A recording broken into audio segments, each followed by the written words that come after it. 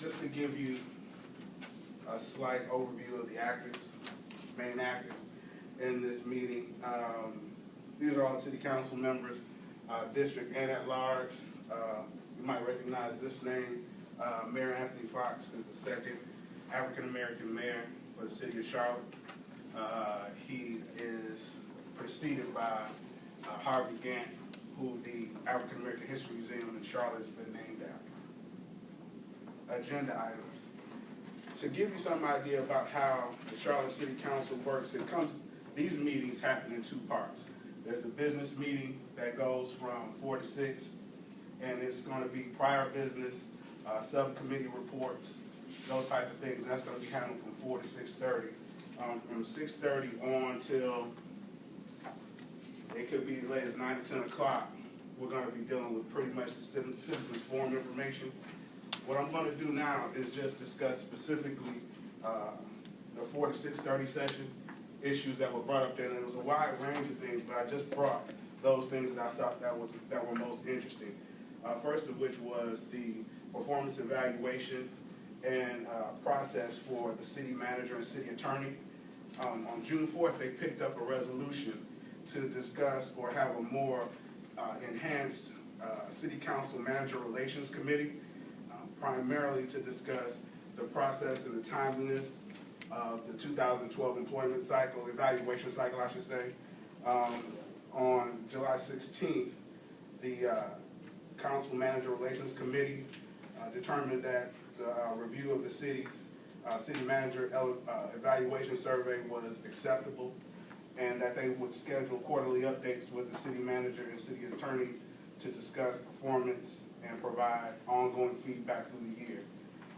What's most interesting about this piece, and I think would be interesting to us as MPA students, is that I did a little follow-up. As of July 25th, the city council voted 8-3 to increase the city manager's pay. His name is Kurt Walton. His pay went from $243,654 to $257,698. Wow. Something to get y'all through the Sunday.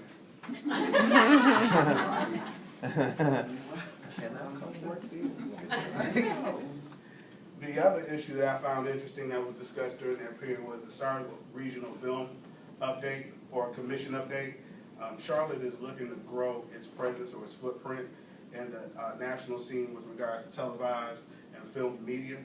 An example of that is that just within this past fiscal year, Eastland Mall, which means nothing to anybody here, which would be kind of on parity with Northgate Mall, it was bought by the city for $13.2 million for the specific reason of building out a production studio for televised and film media.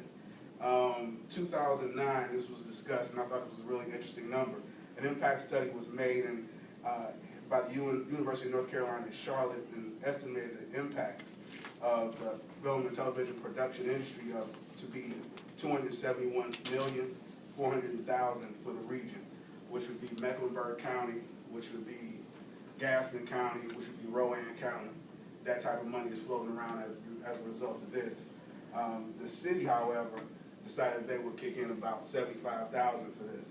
I know personally, I've had an interesting experience with that because the building I work in, I don't know if you all watched the Showtime television series called Homeland. Well, at any rate, they shoot into the building every week. I mean, literally, they tear the whole set down and build it right back up every week. It's money made. This, I think, is what I guess these all can't be ultimate points and positions, but I thought this was interesting as well. There was a disparity study, which was to determine whether or not disparity exists between the number of minority and women business enterprises or enterprise firms qualified to perform on city contracts and the city's utilization of these firms. The disparity update was brought to the table in 2010. I thought this was interesting because it kind of showed how slow government can move, but eventually can get to the right place. But it was also determined if there was a legally justified need for this particular program to expand the footprint of minority and women business enterprises. And it was also to provide recommendations to suggest modifications for the city's current small business owners plan. And I think it'd be probably disingenuous not to think that the DNC's $50 million that was floating into the city economy didn't have anything to do with this. But either way it goes, I think it's a great step forward. Now we look at findings, and this was discussing, like I said, this is started initially in 2010, so by October 2011, they had just reached a place where the findings had been compiled and that they had been developed to basically establish or to state that, yes, in fact, there was a need, that the women and minority business enterprises were being not outbidded, but excluded from the bid processes in many situations. They were considered too small, or their capacity wasn't considered acceptable. And so you had a lot of, we talk about it in this class a bit, the Old Boys Network, Handshake Network, kind of excluding that. And what they wanted to do was establish, and I thought this was a good idea, an automated, mandatory, centralized bidder registration system, so that when these companies were rejected for their bids, it wouldn't be a self-reporting issue where they would say, okay, well, we were discriminated against, or we weren't given the bid because the numbers would pan out or state unequivocally, this is how much went where. So this was the payoff. This happened in the meeting that I was in on June 25th. They basically went through a discussion process, determined that there was a broader need for staff for this committee, and that this staff should create a work plan that would indeed put together this process of tracking minority, small business owners, women business owners, and that in fact, these were underserved communities, that they weren't allowed the opportunity to get on the inside track with these larger contracts, and that, in fact, that they were going to take the opportunity to direct staff to draft a legal basis for the program revisions. So this means that it actually will go into the language of the way that the city bids and the way the city contracts are executed. The motions were carried on a 3-to-1 vote, which just simply meant, when somebody explained it to me, that this actually means nothing more than it went from committee to council. So we talk about from, what was that, 2010, spring 2010 to summer 2012. But it's still what you want to count as progress. Consent, and we're wrapping up here. Now, as I said, the second half was about the existing business, or how business gets done in Charlotte. To give you an idea of what consent actually means, is that consent consists of routine items that have been approved by the city budget. Its focus is from the Small Business Opportunities Program, which, as we discussed earlier, is to enhance business opportunities in the city of Charlotte for small and minority-owned businesses. And it also discusses disadvantaged business enterprises, which are, again, smaller minority-owned businesses. These are the claimants or combatant, Terrace and Siemens. I won't go line for you, but this gives you an idea of the scope of their individual capabilities. It's somewhat limited. This is relevant to what we're going to talk about, as well as point 3, and then this is relevant as well. Just give you a minute to take that in. So what's at stake? A baggage screening program.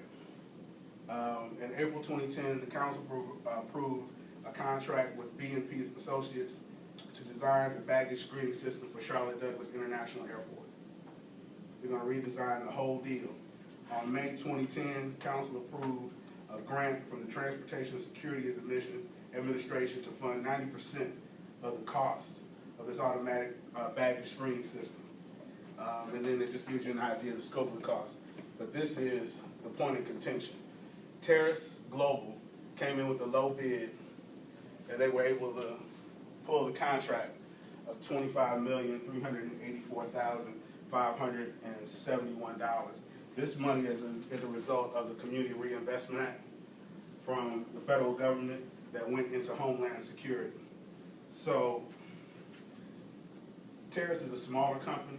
Siemens is, they're on scale, they have parity against most smaller companies, but Siemens really felt as though Terrace hadn't done all of its due diligence.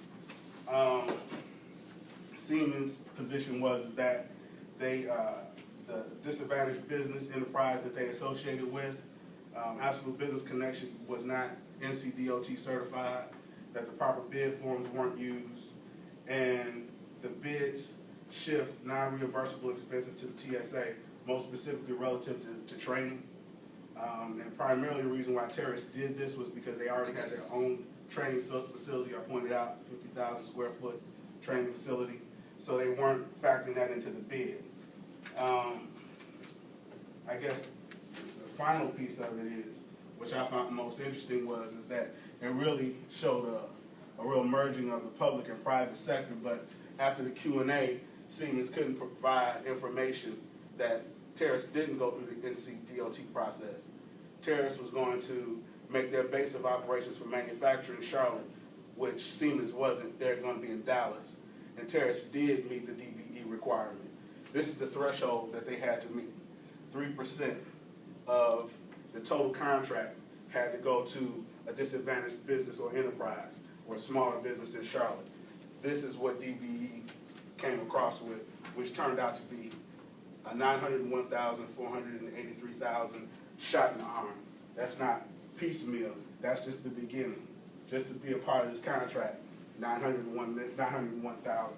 So it's a great experience. I enjoyed the assignment. Any questions?